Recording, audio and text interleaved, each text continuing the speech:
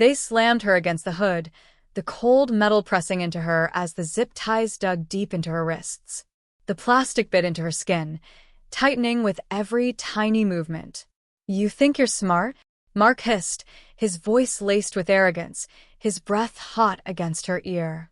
Sarah's piercing blue eyes narrowed, locking onto his with an unshaken intensity. A smirk ghosted across her lips. "You sure you want to do this?" she asked, her tone unreadable, almost amused. And what happened next? Let's just say they messed with the wrong person. It all started on what should have been a peaceful Saturday afternoon in a picture-perfect suburban neighborhood. The kind of place that looked like it belonged on a postcard. White picket fences, manicured lawns, and friendly neighbors who offered polite smiles, but never quite met your eyes. To any outsider, it seemed like the ideal place to settle down. Safe, predictable, normal. But Sarah? Sarah had a gift, a sharp instinct for spotting trouble, no matter how well hidden. And it didn't take her long to notice the cracks beneath this neighborhood's polished surface. She always had a way of sensing things before they happened. Always watching. Always analyzing. Sarah was in her late 30s. With deep brown hair she usually kept tied back, and those icy blue eyes that could cut right through a person. She was the kind of woman who could step into a room and instantly tell when something was off, before anyone even opened their mouth. That's one of the things I always admired about her. So, when two men knocked on our door that day, dressed in uniforms that looked almost official, with HOA stitched across their chests, Sarah's entire demeanor shifted. The taller one, Mark, had a cocky smirk plastered across his face, the kind of look that screamed arrogance. His buzz-cut and rigid stance made him look ex-military. His partner, Jason, was stockier, built like a bulldog, with a shaved head and a stare so cold it sent a shiver down my spine. Mark was the one who spoke first. "We've had complaints about noise violations," he said smoothly, handing over a citation. "You'll need to pay a fine of $500. Cash only." Sarah didn't blink. She didn't even flinch. "Noise violation?" she echoed, tilting her head slightly. "We've only been here for 2 days." Mark's smirk widened. "It's a quiet neighborhood," he said, voice dripping with fake politeness. "We like to keep it that way."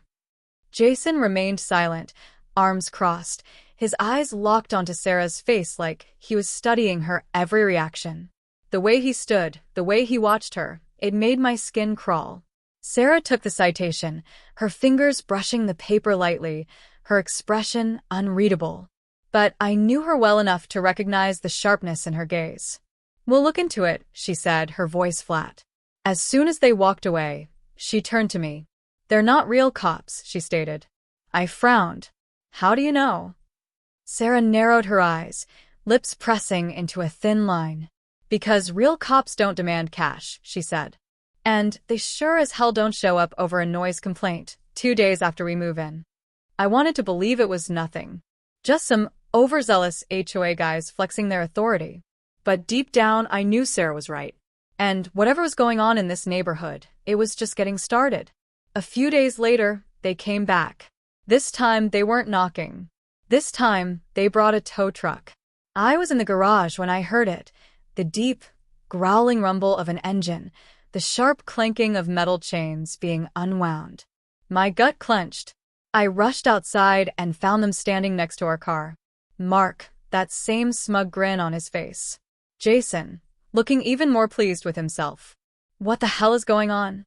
I demanded, my voice tight with anger. Mark lazily held up a clipboard.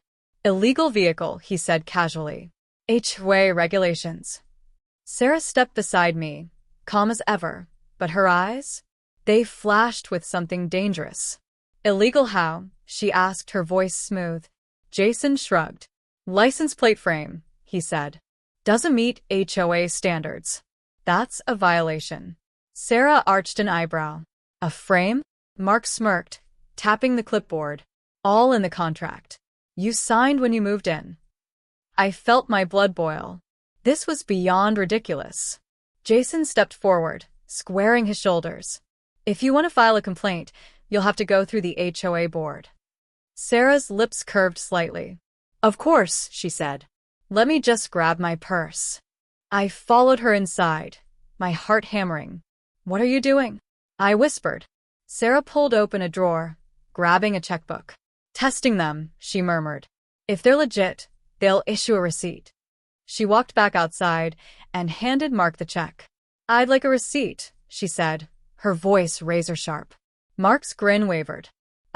We don't usually. Then you're not getting the check, Sarah cut in coldly. Jason's expression darkened. Listen, lady.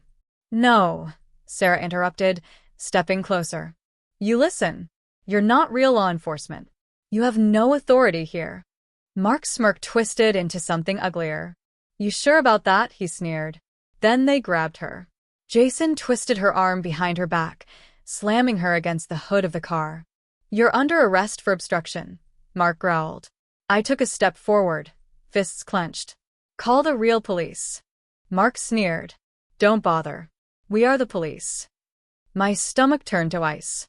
They forced Sarah into the back of a black SUV and sped off. I followed, hands gripping the wheel, heart pounding. I trailed them through winding side streets until they veered down a narrow dirt road, leading to an abandoned construction site. They dragged Sarah out. Mark smirked. Jason pulled out a zip tie. You think you're smart? Mark taunted, tightening it around her wrists. Sarah's lips curled into a faint smile. You sure you want to do this? Mark laughed. You're not in charge here, sweetheart. Then the headlights appeared. 3 black SUVs roared into the lot, tires screeching, red and blue lights flashing. Doors flew open.